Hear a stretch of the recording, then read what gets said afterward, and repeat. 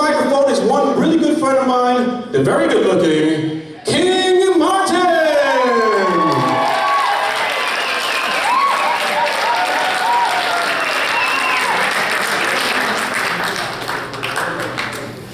Aloha, everybody! Woo! I'm King Martin. Welcome to the Maui Celebrity Series. Hey, just to start off, let me see everybody's shakas. Throw up your shaka. Check it out. You can tell everybody's got their own style of shaka. Okay, you can put them down. Right on, right on. I know this uncle over here is definitely local.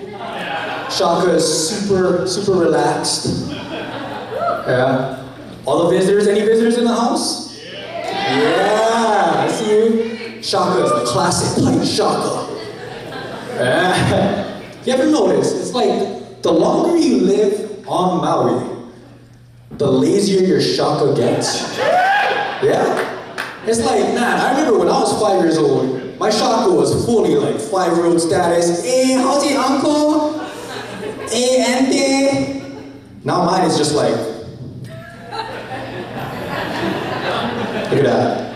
It's like a barrel. You know what that looks like? Carpool tunnel. That's it right there. But you know, I was born and raised in Hawaii. My mom is, thank you, you can clap. I'm proud of me. Thank you. Get this out of the way here. My mom is Filipino, and my dad is American. So I had an identity crisis growing up. I thought I was Puerto Rican. It was trippy. And growing up, you know, nobody believed that my real name is King, so it was hard for me. And I wouldn't argue with them, I just tell them, yeah, my last name is Kong. You know what I mean? And then they put it together and they'd say, oh, what, dude, so your name is King Martin? What's your middle name? Luther? I say, no, my middle name is Of the Jungle. Man, hey guys, has anybody ever gotten into an indecisive handshake situation? You know what I'm talking about? Like, for example, if you seen your bro or your coworker or whoever your friend is, and you held your hand up like you're about to shake his hand, but he was prepared to give you a fist pound. So you're like, yeah, what's up, how's it going? And you kind of just do one of those. Oh man, that's kind of weird, huh? It's like, man, it's so uncomfortable. You kind of just look him in the eye and say, hey, how's it going, man? Yeah, jeez, just, oh. And then you talk to yourself after that too. You kind of just like, man, what is wrong with you? It's so strange. But growing up in the islands, you know, a lot of people think a lot of the locals are kind of punchy and they have that stigma. Not true. The particular ones that are like that, you can blame that on something with 3 words. High blood pressure. Yeah. But it was funny, like, if you ever see local guys fight, in a fight, they always do this one thing. They take off their slippers. Have you ever noticed that? I don't know, if you guys ever see 2 local guys fighting, they take off their slippers. That's the first thing they do. And that's a very smart thing to do because if those slippers broke in the middle of a fight, they'd have to go to another party and borrow another pair from somebody else. Isn't that right? They kind of just like, boom. And then they start asking questions. They don't even get into the fight. They just, all they do is they just stand there and go, what, bro? Huh? What? You came by yourself. Huh? Oh, where your boys stay? Oh, bro, crazy. And then they do this little shuffle step. I think it's for like intimidating the other guy. And that's like, they go, what, bro, what? Where your boys stay, huh? What?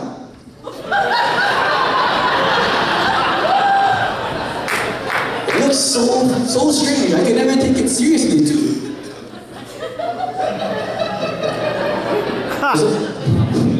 There's a lot of lifted trucks on the island with short guys driving them. You ever notice that? Those guys are in their truck and like, what, bro, huh?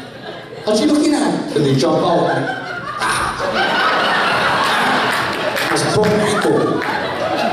And they do the little shuffle step. Crazy. But have you ever seen local girls fight? It's a whole other story right there. But I think it's cute because it kind of looks like they're doing the hula. Bro. What, Mary? You think you can drive all the way up from the country? Come down to the Haina, man. Come, just try it. Come on. It's like a headlock like that. Come on. And then they pull out their chocho wedgie. That's a hula move right there. Come on, Mary, come.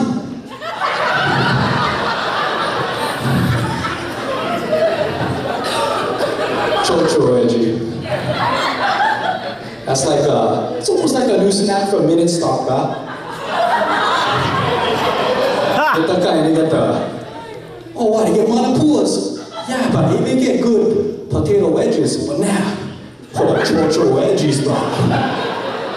Oh, it's solid. Man, but you guys ever notice walking up and down Front Street? Man, there's a lot of activity agents. They're over there. Hey man, hey, what are you doing? You guys want to go on a ride? They're kind of like drug dealers. Yeah? I've been walking up and down Front Street, just walking up and down. Hey buddy, hey. You want to get high? I got parasailing. You want to go 800 feet? You want to go 1,200 feet? And they start asking all these personal questions. What's your combined annual income? You guys own a house? Dude, like, why are you asking me these questions? No. What are you doing tomorrow morning at 9:30? Wow, you know what they should do? They should have a Happy Valley tour. Can you imagine that? Yeah. Man, you go to Happy Valley, man. If I was a tour guide from Happy Valley, I'd be like, ladies and gentlemen, welcome to Happy Valley. Maui's largest cultivation of ice, rice, and transvestites.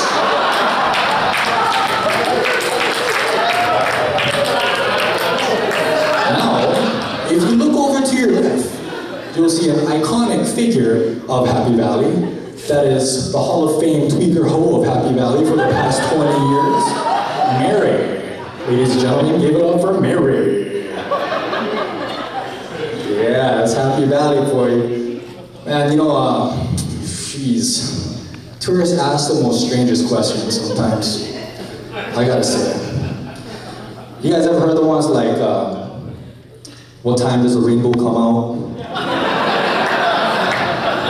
Or does the water surround the entire island?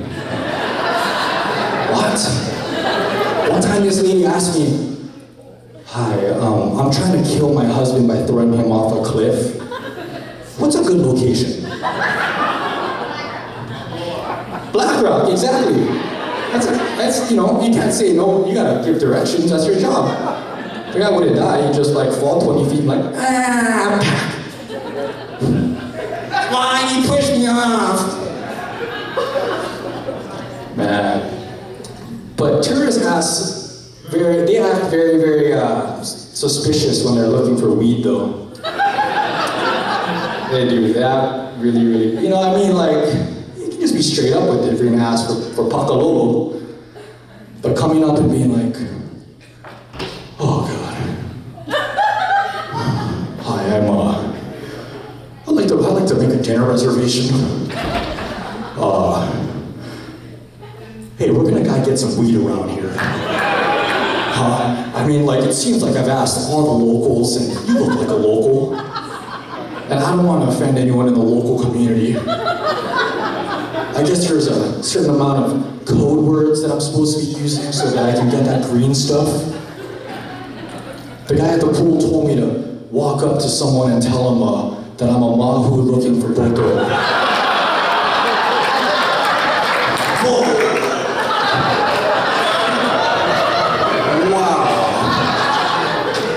Wow, what? I mean, jeez. Isn't that something that's a part of your Hawaiian Creole language? That's the code words, right? Creole language, yeah, what is it? Sparrow? Quail? Pigeon? Yeah, that's right, pigeon. Man, that's good fun though. I think Japanese is a pretty badass language. There's no segue to that joke, it just goes BAM! But Maui doesn't have very many Japanese tourists. Honolulu has a lot. But I always admired that language, you know, when spoken it sounds really badass. It sounds like a samurai warrior or like a yakuza gangster. Like your boss is showing you around the office.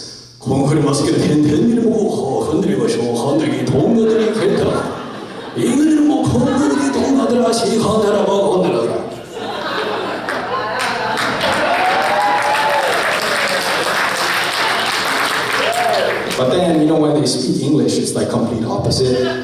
It's like super feminine. Oh, so sorry to disturb your time. But me and my wife are looking for the old historic Wairuku town. We are looking for a man named Sam Sato. You know, well, maybe we can find that killer. Oh man, I went to China. Has anybody been to China before? Yeah.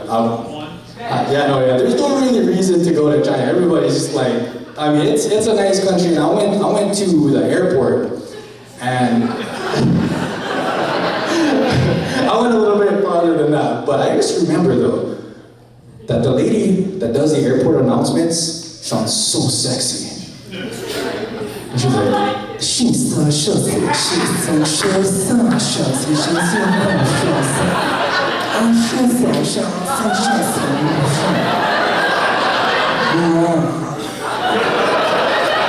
Welcome to Shanghai.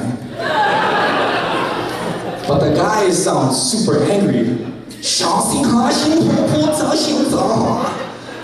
This one time I was skiing at Big Beach.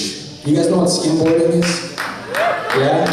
Like, literally, skimboarding is like, you wait for a wave to come at you, and then you got your board, it doesn't have any skanks on it or anything, and you time it with this wave coming up to you. And as soon as, like, the water recedes back down and slick enough for you to slide your board, it kind of looks like this.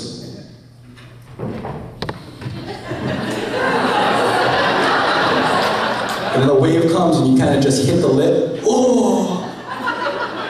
And then you just kind of come in the barrel like this. Oh! Anyways, that was my impersonation of me skateboarding. Thank you very much. But anyways, I was skimming and this Asian couple walked past by me. And I thought the guy was Japanese. Apparently he wasn't. I said, "Konnichiwa," and he looked at his wife and went, and he looked at me and said, and he walked up to me. I'm just standing there at my board like, oh, what the? Okay. He says, "Listen, okay? Sick and tired of you and everybody else mixing up Chinese people with Japanese people." It's like, dude, is this guy gonna bust Jeet Kune Do on me or what? So I was just chilling. He says, "Look, you can tell the difference between Chinese and Japanese people by the color of the nipple." I looked at his nipple. It looked like Chinaman's hat. I said, "What?" He says, "Look, man, Chinese people have a brown color nipple, and Japanese people have a peach color nipple." Then he walked away, and I was like, "Hey, well, what about me? I'm half Filipino." He said, "Oh, Filipino people have a pubic hair on the nipple." Ladies and gentlemen, thank you very much. I appreciate it.